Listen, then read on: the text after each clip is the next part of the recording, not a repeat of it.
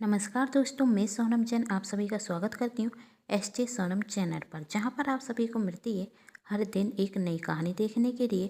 और आज की कहानी है अब तो ननंद जी के आने से डर रखता है। आज की ये कहानी शुरू करूँ उसके पहले कर दीजिए चैनल को सब्सक्राइब, क्योंकि आप करेंगे जब चैनल को सब्सक्राइब तभी आपको पता चलेगा कि मेरी कहानी चैनल पर आ चुकी है। और कहानी को कर दीजिएगा लाइक, क्योंकि जब आप करते हैं कहानी को लाइक तो मुझे मिलती है नई नई कहानियाँ लिखने के लिए प्रेरणा। और हाँ, कहानी को अपनों के साथ शेयर जरूर कीजिएगा, जिससे कहानी ज़्यादा से ज़्यादा लोगों तक पहुँच सके। तो चलिए कहानी शुरू करते हैं। कहानी के पहले भाग में हम सभी ने देखा गायत्री जी अपनी बहू सीमा से कहती हैं कि कल मेरी अंजलि बेटी से बात हुई थी और वही 2 महीने के लिए रहने को आ रही है। यह सुनकर सीमा सोचने लगती है कहीं पिछली बार की तरह अंजलि दीदी हम सास बहू के रिश्ते में करवाहट घोर कर ना चली जाए। उसे याद आते हैं वही दिन जब अंजलि ने सास बहू के बीच में लड़ाई करा दी थी। एक बार जब गायत्री जी अपने मायके के किसी फंक्शन में जाती तो वह सीमा से भी कहती कि तुम भी चलो, लेकिन सीमा ने मना करते हुए कहा कि मेरी तबीयत ठीक नहीं है। तब गायत्री जी ने अपनी बहू सीमा से कहा यदि तुम्हारी तबीयत ठीक नहीं है तो मैं भी नहीं चाहती। पर सीमा ने कहा नहीं मम्मी जी, आपके मायके में थोड़ी ना फंक्शन हर दिन होते हैं।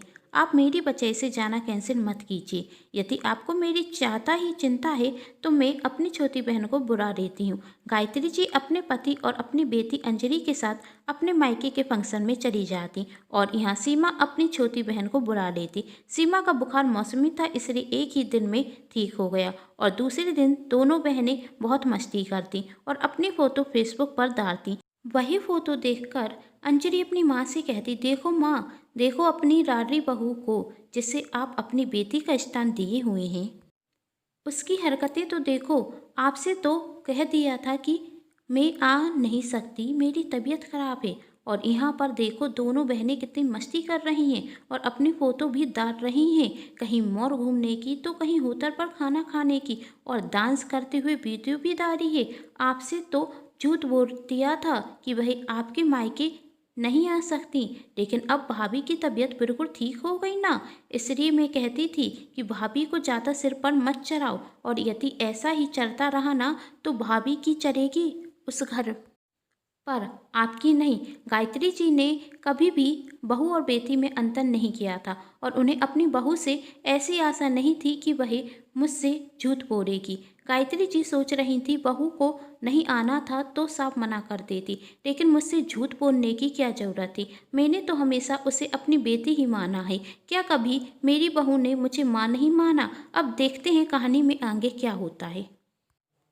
गायत्री जी एक हफ्ते बाद अपने मायके से घर आती और सीमा अपनी सासू माँ के आने की खुशी में उनके मनपसंद का खाना बनाती। सीमा अपनी सासू माँ से कहती मम्मी जी, आज मैंने आपकी पसंद का खाना बनाया, खा कर तो बताइए कैसा बना है। तब गायत्री जी रूठ कर अपनी बहू से कहती कि मेरा खाने का मन नहीं है। यह सुनकर सीमा को अच्छा नहीं लगा। फिर सीमा ने सोचा शायद इतने लंबे सफ़र से आई हैं तो थक गई होंगी, खाने की इच्छा मर गई होगी। लेकिन इस तरह 3-4 दिन निकल गए, लेकिन गायत्री जी सीमा की किसी भी बात का सही से जवाब नहीं देती, जिसे देखकर सीमा को अच्छा नहीं लगता। सीमा गायत्री जी के रूठे व्यवहार से समझ चुकी थी कि सासू माँ मुझसे नाराज हैं, लेकिन सीमा को यह नहीं पता था कि इस नाराजगी की वजह क्या है। सीमा अपने मन में ही सोचती आखिर मुझसे ऐसी क्या गलती हो गई कि मम्मी जी मुझसे रूठ गईं। एक दिन सीमा अपनी सासू माँ से कहती मम्मी जी, आज संडे है, सभी लोग घर पर हैं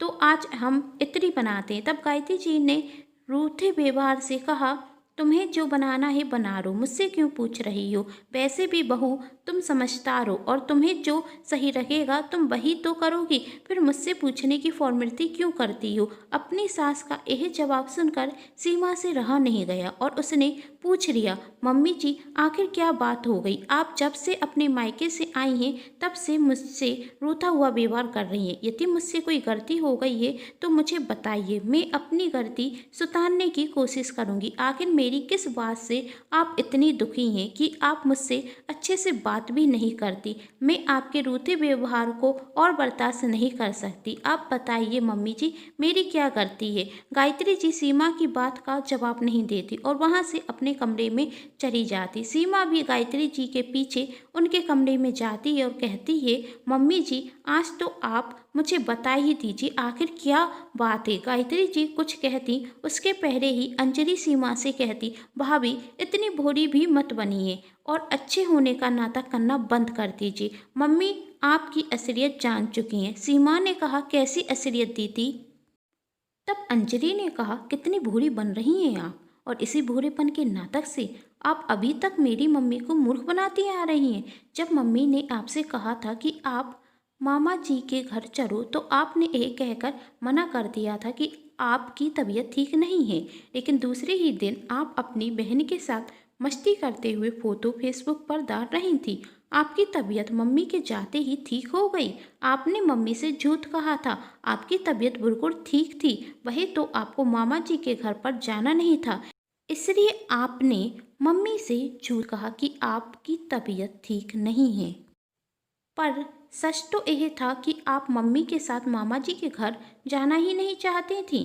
यदि आपको नहीं जाना था तो नहीं जाती, कम से कम मम्मी से झूठ तो नहीं बोलती। आपके झूठ बोलने के कारण ही मम्मी आपसे नाराज है। यह सुनकर सीमा को समझने में बिल्कुल भी वक्त नहीं रखा कि उसकी ननद अंजलि ने ही उसकी सास के मन में मेरे प्रति करवाहट घोर दी है। वह शुरू से ही यह देख रही थी कि जब से ननद जी आई हैं वह मेरी शिकायत मम्मी जी से कर रही हैं, लेकिन मम्मी जी हमेशा उन्हें ही फटकार देती थी। इसलिए सीमा अपनी ननद से कभी कुछ नहीं कहती थी, लेकिन आज उसकी ननद अपने चाल में कामयाब हो गई। सीमा मन में सोच रही थी, ननद जी आपने आखिर हमारे अच्छे रिश्तों को बिगाड़ ही दिया। उस वक्त सीमा ने ना ही अपनी ननद से और ना ही अपनी सास से कुछ कहा, क्योंकि वह जानती थी यदि अभी वह कुछ बोलेगी तो ननद जी उसे ही गलत साबित कर देंगी और अपने कमरे में आकर रोने लगती। कुछ दिनों बाद सीमा की ननद अंजलि अपने ससुराल चली जाती, लेकिन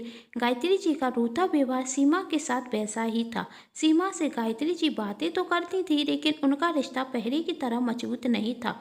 गायत्री जी सीमा को अभी भी किसी काम के लिए रोकती टोकती नहीं थी, लेकिन सीमा को अपनी पुरानी वाली सास चाहिए थी जो उसकी माँ थी।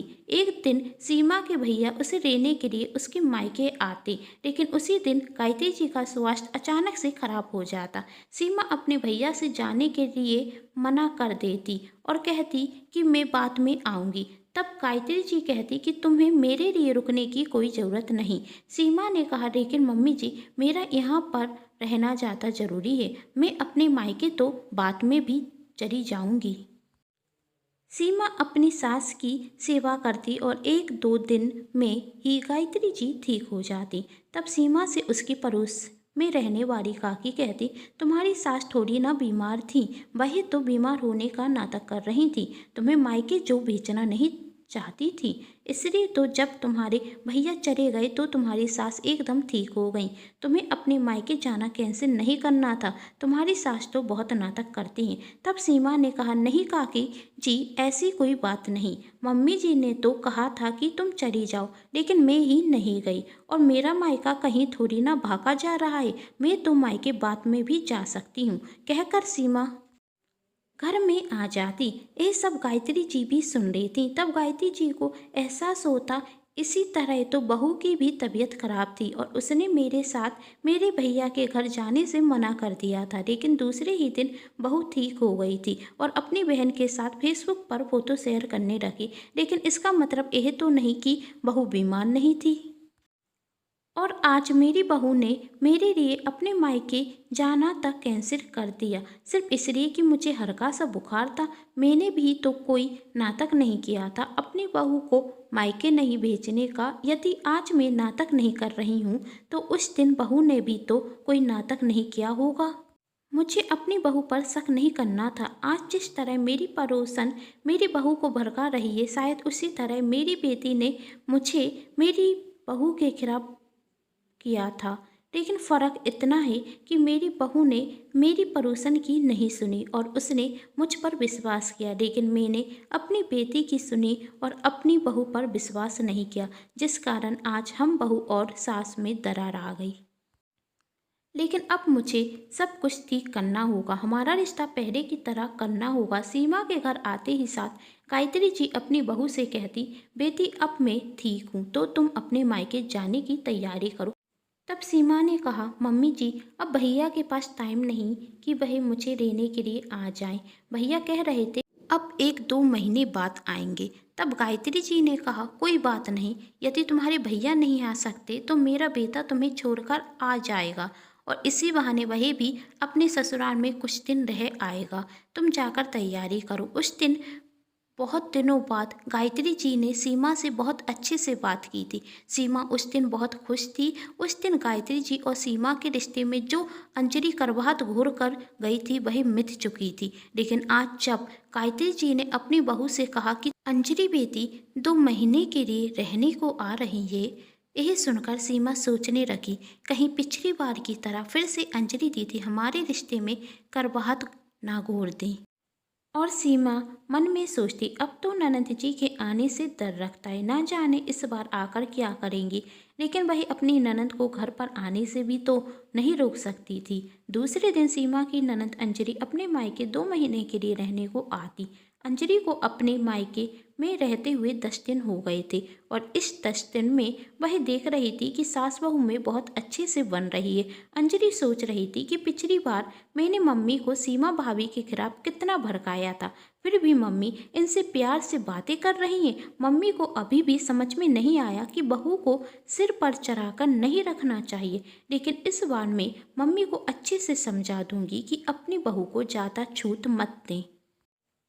अंजलि मन में सोचती, मेरी मम्मी तो बहुत भोली भारी है, लेकिन भाभी तो बहुत चतुर चालाक है, इसलिए तो अपनी प्यारी प्यारी बातों से मेरी मम्मी को हर बार फंसा देती हैं। जब तक इस घर में रहेंगी तब तक मेरी मम्मी परेशान रहेंगी। गायत्री जी और सीमा रसोई में काम कर रही थी। तभी सीमा का फ़ोन बजता। फ़ोन सीमा की माँ का था। सीमा अपनी माँ से बात करने के लिए रसोई से बाहर जाती और गायत्री जी रसोई में अकेले काम कर रही थी। तभी अंजलि अपनी माँ से कहती, देखो तुम माँ, भाभी को तो बिल्कुल भी शर्म नहीं, आप यहाँ पर अकेले काम कर रही हैं और वहाँ भाभी अपनी माँ से फ़ोन पर बात कर रही हैं। अब गायत्री जी ने कहा, अभी तो बहू मेरे साथ काम तो कर रही थी, लेकिन अब उसकी माँ का फ़ोन अचानक से आ गया तो वह बात करने के लिए बाहर चली गई। इसमें गलत क्या हो गया? अंजलि ने कहा, मम्मी सच में आप बहुत भोली भारी हैं, इसलिए तो चतुर चालाक भाभी आपको उल्लू बनाती रहती हैं। यदि उन्हें अपनी मम्मी से बात करनी थी तो थोड़ी देर बात कर लेती, कह देती कि वह अभी रसोई में व्यस्त हैं, लेकिन उन्हें तो बहाना चाहिए काम ना करने का। और उनकी मम्मी को भी इतनी अकल नहीं कि इस वक्त वह रसोई में होंगी तो उन्हें फ़ोन ना करें। आप उनकी सास हैं तो आपको अपनी बहू को कंट्रोल में रखना चाहिए। तब गायत्री जी ने कहा, अंजलि बेटी, सीमा मेरी बहू है और मैं ये बहुत अच्छे से जानती हूँ कि मुझे अपनी बहू के साथ कैसा व्यवहार करना चाहिए। मेरी बहू यदि चतुर चालाक है तो मैं भी कोई भूरी भारी नहीं हूँ। इतना बहुत अच्छे से जानती हूँ कि मुझे कब और कहाँ अपनी बहू से क्या कहना चाहिए। तो तुम तो मुझे बताओ मत कि मुझे अपनी बहू के साथ कैसा व्यवहार करना चाहिए। तुम मेरी बेटी हो, मेरी माँ नहीं कि मुझे बात बात पर समझाओ।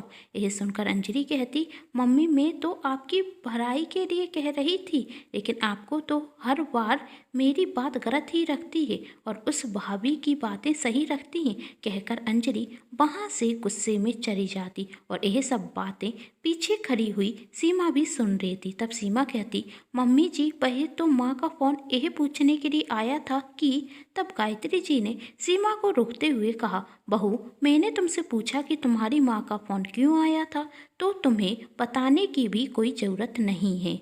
मैं बहुत अच्छे से जानती हूँ कि मेरी बहू कैसी है। यदि तुम्हें काम चोरी करनी होती तो तुम घंटों तक अपनी माँ से बात करती, लेकिन तुम तो कुछ ही मिनटों में आ गई। और तुम चिंता मत करो, अंजलि के आने से हमारे रिश्ते में कोई फर्क नहीं पड़ेगा। सीमा मन ही मन सोचती, सच में मैं बहुत भाग्यशाली हूँ कि मुझे इतनी अच्छी सास मिली और भगवान का शुक्रिया करती कि इस बार हमारे रिश्ते में कोई दरार नहीं आई। यदि दोस्तों आप सभी को आई हो ये कहानी पसंद तो कर लीजिए चैनल को सब्सक्राइब, क्योंकि इस चैनल पर मिलती रहती हैं हर दिन एक नई कहानी देखने के लिए। वीडियो को कर दीजिएगा लाइक और हाँ, कहानी को अपनों के साथ शेयर करना बिल्कुल नहीं भूलिएगा। Thanks for watching.